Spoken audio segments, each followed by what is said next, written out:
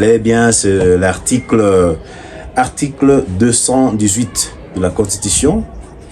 Selon cet article, l'initiative de réviser la Constitution revient soit au chef de l'État, soit au président, justement un membre du gouvernement, un membre de l'Assemblée nationale ou du Sénat, ou bien une faction du peuple formant une pétition ayant recueilli au moins 100 000 signatures.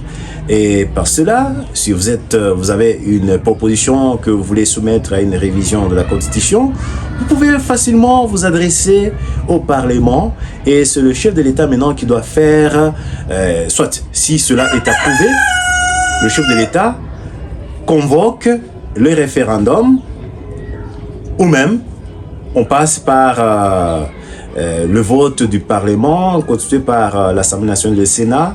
Donc, appelons le Congrès. Si le Congrès l'accepte et l'approuve à 3/5, on passe par la révision.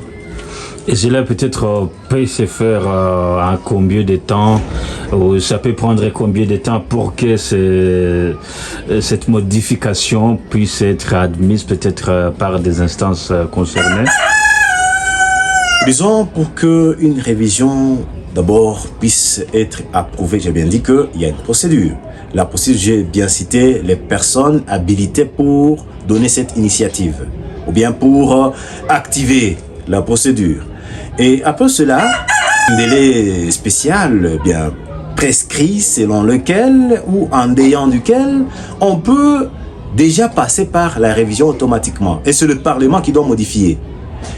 Mais ce que nous savons, le temps que ça prendra pour que le jour où le Parlement est saisi et le moment où on va passer par la révision article par article ou bien spécialement les articles qui ont été proposés pour la révision, il n'y a pas une précision pour ce qui est du délai. Ça dépend de la célérité justement et la volonté du bureau du Parlement, le bureau du Sénat bien sûr, disons de l'Assemblée nationale.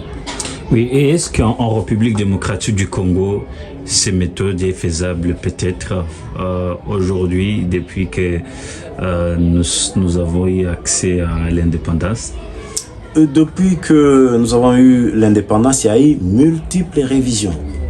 Il y a eu des révisions, peut-être d'une façon emblématique, on peut parler de la révision constitutionnelle de 1967, la révision dite révolutionnaire. Il y a aussi la révision aussi de 1978, justement, il y a eu des révisions. Il y a eu autant de révisions constitutionnelles. Et ça, c'est pour la période de Mobutu. On peut aussi évoquer la révision de 2011, au moins c'est récente. La révision constitutionnelle de notre Constitution de la République démocratique du Congo de 2011, notre Constitution a été révisée sur 8 articles sur 229.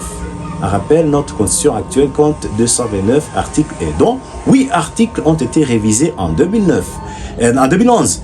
Et cette révision avait eu lieu après, justement, que le Sénat et le Parlement aient adopté ou approuvé cette révision.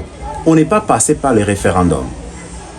Les référendums, les récents référendums, c'était pour l'adoption de notre Constitution en 2005.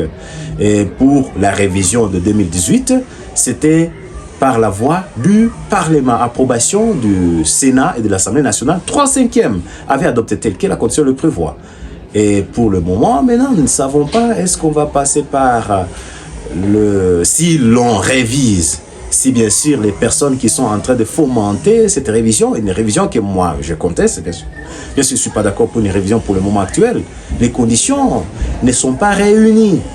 La Constitution elle-même précise que pour qu'une Constitution soit révisée, oui, article 220, même 218, il ne faut pas que nous soyons dans l'état de siège, l'état d'urgence, et pour le moment nous sommes dans l'état de siège. Il y a ceux qui peuvent suspendre l'état de siège. L'état de guerre, voilà la situation dans laquelle nous vivons.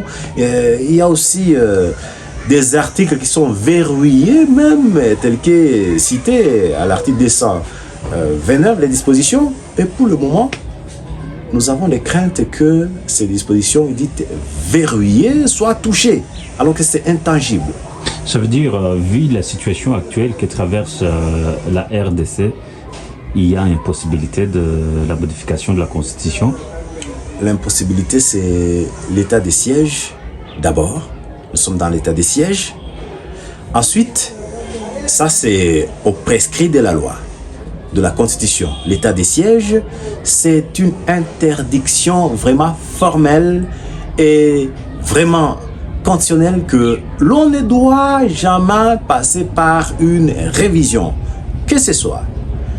Et pour ce qui est maintenant de la logique c'est que pour le moment, est-ce que nous sommes dans l'urgence de réviser la Constitution pour le moment? La question qui intéresse la population, est-ce réellement la révision constitutionnelle? Non!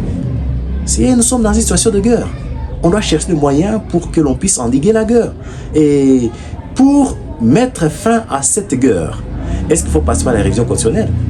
En quoi cette révision va nous intéresser, nous le peuple? Ce ne sont que des moyens que le régime en place est en train de chercher en vue de s'éterniser au pouvoir. Alors qu'est-ce que le peuple cherche pour le moment? C'est la paix. C'est la paix, uniquement la paix, alors que la révision engage trop de moyens. On va engager trop de moyens, le moyen peut-être qui nous serait utile pour que l'on puisse peut-être renforcer la machine sécuritaire, payer les militaires, bien motiver même ceux qui sont au front, les opérations. Mais cela veut être foulé aux pieds pour passer à des inutiles. Ce que moi j'ai dit inutile. Une distraction totale pour protéger les intérêts des régimes en place. Oui, réviser la Constitution en cette période de guerre, qui est peut-être la crainte de la population, surtout si en province nord qui vous mettre. Je ne dis pas que cette révision puisse peut-être renforcer la guerre ou bien même... voilà. Ça n'a pas d'effet beaucoup plus sur la sécurité ou bien sur la paix. Nous sommes en guerre. Maintenant, sur la guerre, est-ce que si on révise, la guerre sera plus terrible peut-être? Non. Je dis, ce n'est pas forcément cela. Mais moi, ce que je décris, c'est que si l'on passe par les révisions constitutionnelles, on risque d'engager trop de moyens, le moyen qui nous serait utile pour renforcer le secteur de la sécurité en RDC. Et là, on va dilapider dans n'importe quoi, dans ces affaires politiques, ou même ces affaires qui sont de protection des intérêts de certaines personnes, certains gens. Maître Sosthène Ngabonziza, je rappelle que vous êtes avocat au barreau de la province Nord Kivu. Nous vous remercie d'avoir répondu à nos questions. Merci, monsieur le journaliste.